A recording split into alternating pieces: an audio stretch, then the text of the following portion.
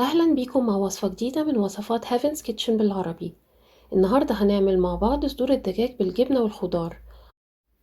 وصفة سهلة وسريعة، ولو جربتوها أنا متأكدة مش هتبطلوا تعملوها. يلا بينا نبتدي.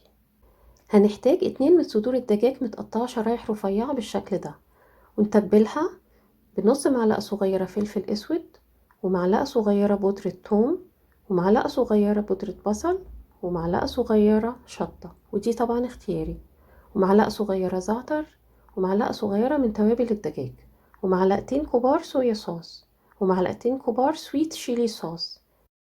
ونقلبهم كويس قوي ونحطهم في التلاجة على الأقل نص ساعة، وكل ما نسيبها أكتر في التتبيلة هتدينا نتيجة أحسن. ولو مستعجلين ممكن تبتدوا تسوية على طول.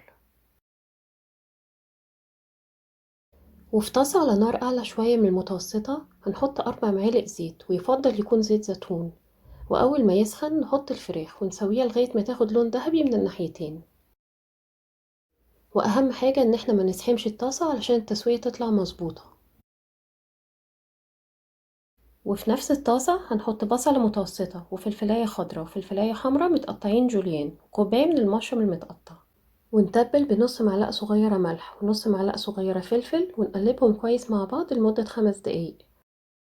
وبعدين نرجع تاني الفراخ ونقلبهم كويس مع بعض. واخر حاجة هنجيب شرايح جبنة شيدر ونغطي بيها الفراخ، واول ما تسيح نطفي النار. وبس خلاص كده وصفتنا بقت جاهزة. ممكن تتقدم مع الرز او تتعمل رول بعيش التورتيلا، او ساندوتشز في اي عيش تاني تحبوه. ياريت تجربوها وتقولولي رأيكم في الكومنتس. وما تنسوش السبسكرايب والجرس واللايك والشير عشان توصلكم كل وصفاتنا الجديدة. وبالهنا والشفا.